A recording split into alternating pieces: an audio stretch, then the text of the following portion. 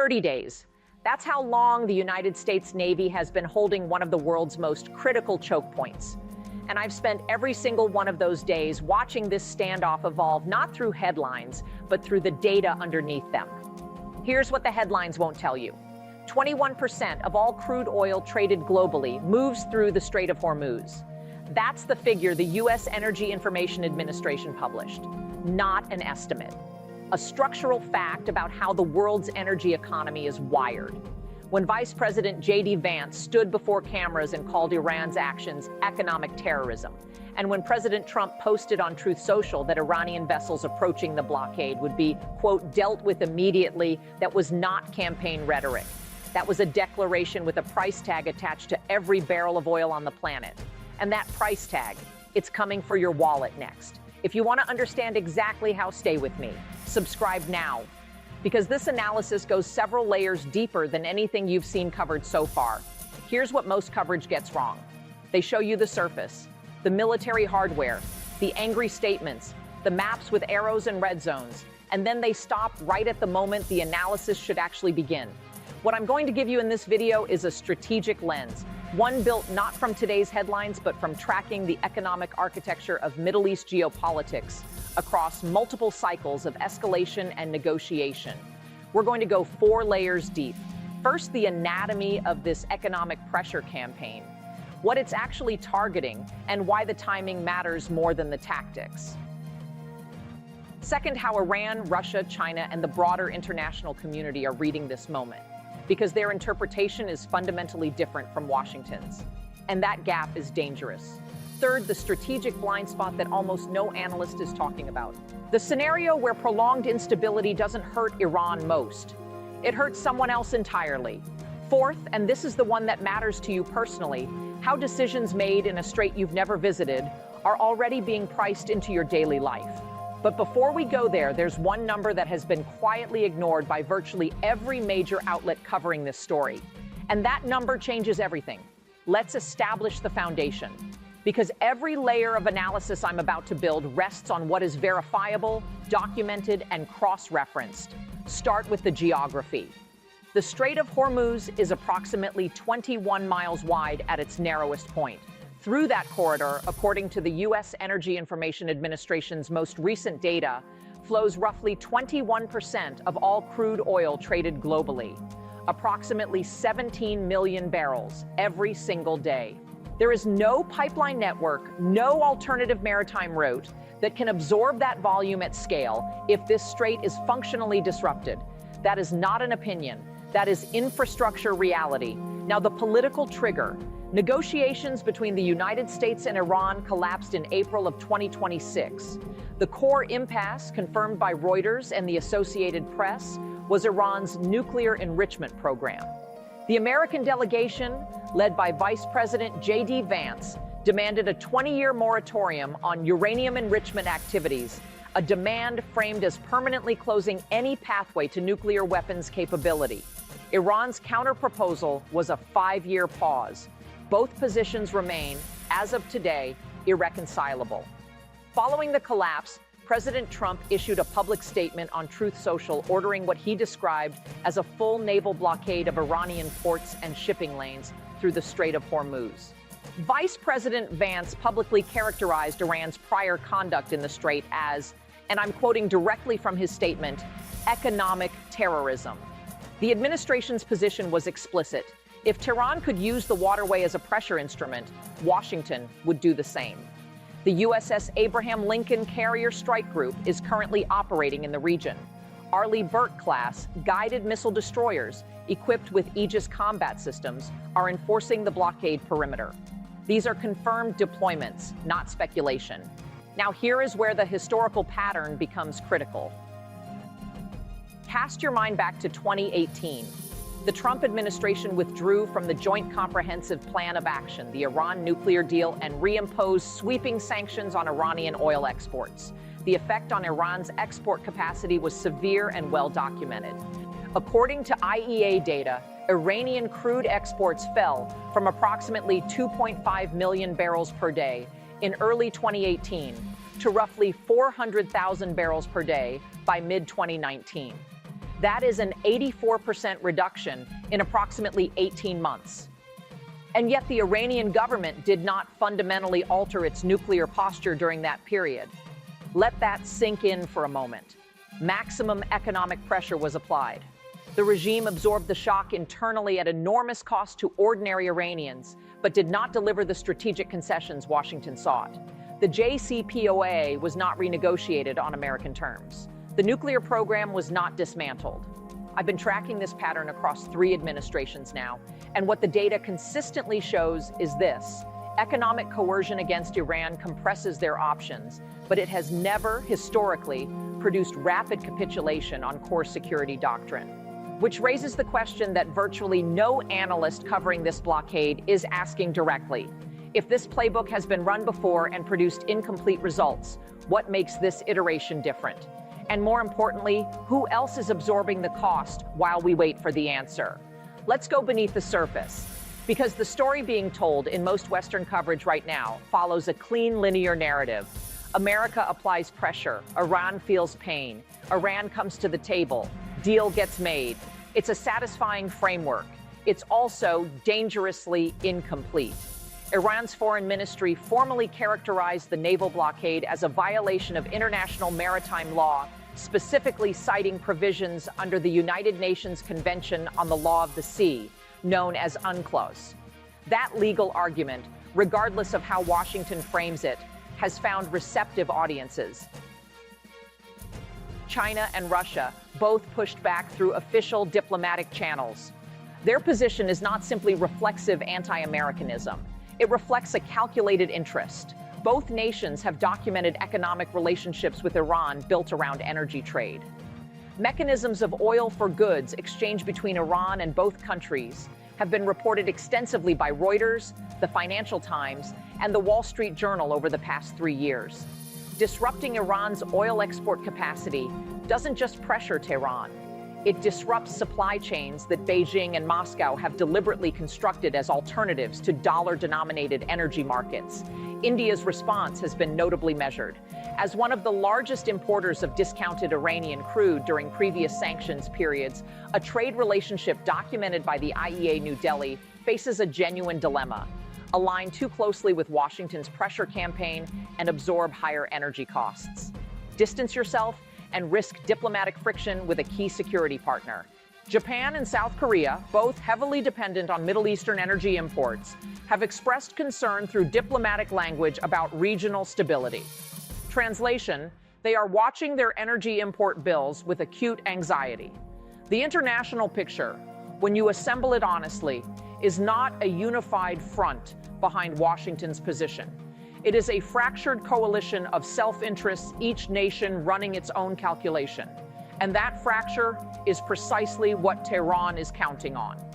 In the weeks following the blockade's imposition, Russian Foreign Minister Lavrov conducted high-level consultations with Chinese counterparts. Multiple outlets, including Reuters, confirmed the meetings occurred in the context of the Hormuz crisis. One interpretation, and I want to be precise, that this is analytical inference, not confirmed policy, is that both nations are deliberating on how to sustain Iran's economic lifeline through non-maritime channels. Russia has existing overland trade corridors with Iran through the International North-South Transport Corridor. China has belt and road infrastructure investments that touch Iranian territory. The analytical question is whether these corridors can meaningfully offset maritime export losses. Most independent logistics analysts would say partially, but not fully, and not quickly. The scale differential between overland trade capacity and maritime export volume remains enormous. But here is what matters strategically. Even a partial offset changes Tehran's pain threshold calculation. If Iran believes external partners will absorb a portion of the economic shock, the timeline of pressure changes fundamentally. This is where I want to offer you a perspective that cuts against the prevailing consensus. The dominant assumption in Western analysis is that prolonged blockade pressure is asymmetrically costly to Iran, that America can sustain this posture indefinitely while Tehran bleeds out economically. But examine the data from a different angle. Every week that Hormuz remains a zone of active geopolitical tension, regardless of whether oil physically flows or not, a risk premium gets priced into global crude markets. Energy traders do not wait for actual disruption. They price in probability of disruption. That premium cascades outward. Now consider who absorbs that cascade most acutely. Not the United States. The EIA's own data shows American domestic crude production centered in the Permian Basin, the Bakken Formation, and Gulf of Mexico offshore fields has substantially reduced U.S. structural dependence on Middle Eastern imports compared to even a decade ago. The nations absorbing the sharpest energy cost increases from sustained Hormuz tension are European economies already navigating post-Ukraine energy restructuring, and Asian manufacturing economies whose export competitiveness is directly sensitive to energy input costs. In other words, the longer this standoff extends, the more economic pressure migrates from Tehran toward Washington's own allies and trading partners. There is a documented historical precedent for this dynamic. During the 2019 Gulf of Oman tanker incidents, when regional tensions spiked sharply, it was European and Asian insurers and importers who absorbed the most immediate cost increases, not American consumers. Some strategic analysts at institutions, including the Chatham House and the Rand Corporation, have noted in published assessments that prolonged economic blockades historically generate significant political friction within the coalition, imposing them often before the targeted government makes meaningful concessions. Iran's leadership, having survived the 2018 through 2020 sanctions regime, understands this dynamic. They have studied it, and a reasonable analytical inference, not a certainty, but a genuine strategic possibility, is that Tehran's current calculus involves waiting for that coalition friction to surface, rather than rushing to a negotiating table on American terms. The regime is not simply absorbing pain passively. It may be timing its endurance strategically. Think about what that means for the timeline everyone in Washington is currently assuming. The Bab al-Mandab Strait, the waterway on the western edge of the Arabian Peninsula connecting the Red Sea to the Gulf of Aden. Saudi Arabia has been redirecting significant oil export volumes through this corridor since the Hormuz blockade began. Estimates cited by regional energy analysts suggest volumes approaching 7 million barrels per day moving through this alternative route. Houthi forces in Yemen, whose financing relationship with Iran has been extensively documented by United Nations panel of experts reports, have publicly issued warnings directed at this strait. If Bab al-Mandab comes under sustained pressure, the world does not have a third viable alternative at comparable scale. That is not speculation. That is a logistics reality embedded in the geography of global energy infrastructure. And here is where the strategic picture becomes genuinely complex in ways that should concern every person watching energy prices, inflation data, and central bank decisions over the coming weeks. Because what happens in that strait doesn't stay in that strait. It travels through supply chains, through commodity markets, through the interest rate decisions of central banks, trying to manage inflation they didn't create and cannot directly control. The mechanism connecting a waterway in the Arabian Peninsula to your mortgage payment is not theoretical. It is already running. And that is exactly what we need to examine next. Let's make this concrete, because at some point, geopolitical analysis has to stop being an intellectual exercise and start being something useful to the person watching this from their kitchen, their commute, their office. So let's follow the money, all the way to your front door. The U.S. Energy Information Administration has documented a consistent relationship between crude oil price movements and downstream consumer costs. For every 10% increase in crude oil prices, headline inflation in import-dependent economies typically rises between 0.2 and 0.4 percentage points. That range varies by economy, by energy mix, by the speed of price pass-through in retail fuel markets. But the direction never varies. When crude prices rise and sustained geopolitical tension in Hormuz creates persistent upward pressure on crude prices, not through actual supply cuts alone, but through risk premium pricing by energy traders, that cost does not evaporate at the refinery gate. It moves forward into transportation costs, into freight rates, into the price of moving goods from a factory floor to a store shelf. And then it arrives in the price of the goods themselves. The food on your table traveled to get there. The clothes you are wearing were manufactured somewhere and shipped. The components inside virtually every consumer product you own pass through a global logistics chain that runs, in significant part, on the energy priced against Brent crude benchmarks. Inflation is not an abstract statistic. It is the cumulative weight of 1,000 small price increases that nobody announces individually, but that you feel collectively every time you look at a receipt and feel that quiet, specific frustration of knowing something costs more than it did 6 months ago. That frustration has a geography. Right now, part of it originates in a strait 21 miles wide. Here is where the cascade becomes particularly consequential for anyone carrying debt, planning to borrow, or waiting for relief on mortgage costs. Central banks, the Federal Reserve in the United States, the European Central Bank, the Bank of England, have spent the past 2 years navigating a narrow corridor between cooling inflation and avoiding recession. The path forward, as of early 2026, was contingent on energy prices remaining relatively stable. Sustained geopolitical disruption in Hormuz removes that assumption. If energy-driven inflation proves more persistent than central bank models anticipated, and the IMF flagged Middle East escalation risk explicitly in its 2024 World Economic Outlook as one of 3 primary threats to the global growth trajectory, then the timeline for interest rate normalization extends. That extension is not abstract either. It means mortgage rates stay elevated longer. It means the cost of business credit, the loans that small businesses use to manage inventory, hire staff, expand operations, remains higher than it would otherwise be. It means the financial breathing room that millions of households were beginning to anticipate gets pushed further down the calendar.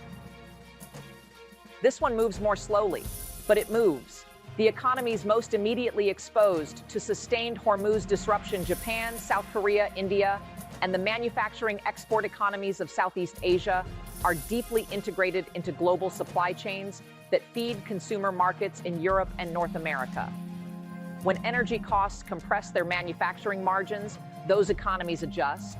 They restructure production, they defer expansion, they absorb fewer orders. Those adjustments travel upstream to the companies that supply them, to the workers in industries tied to global trade volumes. The connection between a naval blockade in the Persian Gulf and a hiring freeze at a logistics company in your city is not direct, it is not immediate, but it is real, and it has precedent. During the 2019 regional tension spike, freight insurance rates in the Gulf of Oman increased by double digits within weeks, a cost absorbed by shippers, passed to importers, distributed across supply chains globally. History does not repeat, but it does instruct. A decision made in a strait you have never visited, by governments operating on strategic calculations you were never briefed on, is already being embedded into the price structure of your daily life. You did not vote on it. You were not consulted. You will not receive a notification. You will simply, one day soon, look at a number on a receipt, on a bank statement, on a mortgage renewal offer, and feel the weight of it without fully knowing where it came from. Now you know where part of it is coming from. And the question that nobody in this analysis has fully answered, yet the question that determines whether this pressure campaign concludes in weeks or drags into the second half of 2026, is one we need to examine very carefully. Because the answer is not in Tehran, and it may not be in Washington either. Let's bring this into focus. Here is what the data has shown us today. A naval blockade now entering its 2nd month. A nuclear negotiation deadlocked on a 15-year gap between 2 positions that have not meaningfully moved. A risk premium already embedded in global crude markets. A secondary strait under threat from forces whose funding pipeline runs through the same economy being squeezed. And a coalition of American allies quietly absorbing costs they did not choose and cannot easily escape. The surface narrative says this is America applying maximum pressure until Iran blinks. The deeper data suggests something more complicated. A regime that has studied its own survival across 4 decades of sanctions, a timeline that may be running in 2 directions simultaneously, and a set of 2nd and 3rd order economic consequences already in motion for people who have never once thought about the Strait of Hormuz. So here's the question I want you to sit with. If history shows that economic pressure alone has never forced Iran to abandon its core security doctrine, what is the actual endgame here? And who runs out of patience first? I'll be tracking every development as this unfolds. Subscribe, turn on notifications, and tell me in the comments whose clock do you think runs out first?